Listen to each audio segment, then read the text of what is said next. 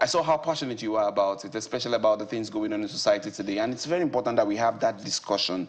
People are looking at, the whole social nudity as a time for expression, expressing themselves and, time to say, hey, it's my body. I can do whatever I like with it, and it's all over social media. The question is, what do you think? Is this something that's empowering young women at this time?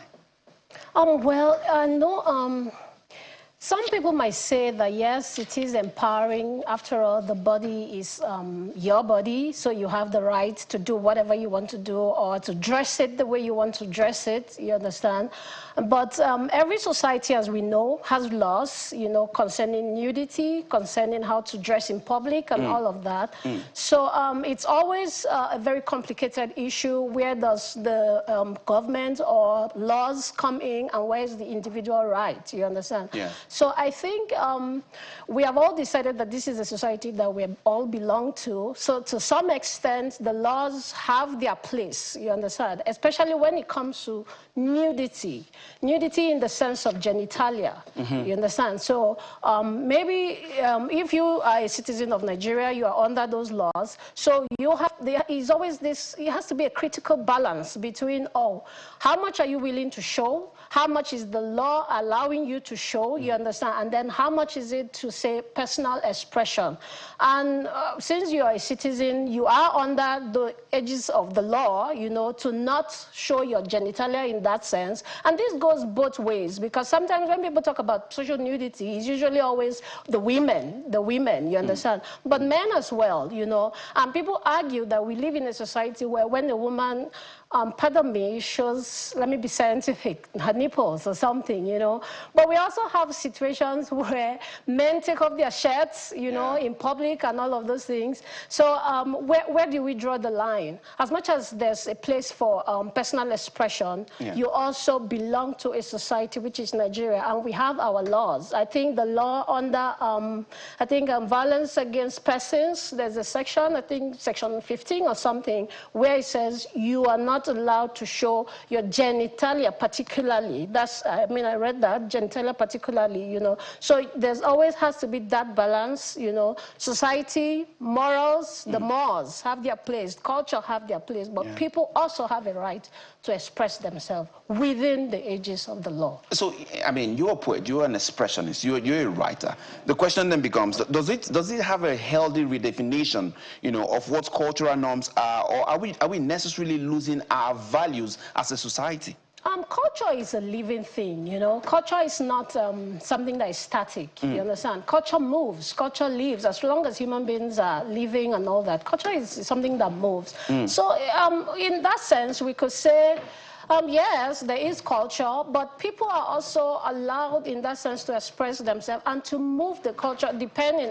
You could argue that it's negative or not, but self-expression is, allowed, and culture has to move maybe with the times. You can say it's digressing, but I would beg to differ, because even Nollywood, which is our expression of culture, when you watch those epic movies, you see that there's something that you could consider nudity in that sense. Yeah, but you see, if you go back also to your redefinition, you don't see the genitalia in that sense. You don't see the extra exposure in that sense. I don't see genitalia per se. I know in my work, but even the social spaces, there's a place for you can. Anyway, now it's been changed. I use Twitter a lot, so I know that maybe the rules have changed a bit. But before the new owner came in, you couldn't show nipples on Twitter.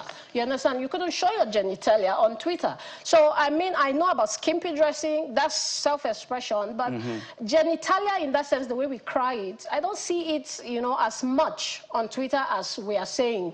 But at the same time, I get it. Every society has its morals. Yes, and we have to, as much as possible, express ourselves within reason. All right, it's beautiful that you're saying that. While we were discussing, we were joined by yet another member who's supposed to be on this panel, and that's Adama Odefa, who's a lawyer, journalist, and social innovator. Adama, you're welcome to the program. Thank you, Fox. It's all good right.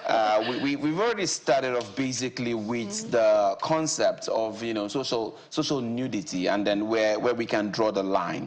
Now the question will be for you. Where do we draw the lines between self-expression elevating and liberating the woman and what we see on social media today?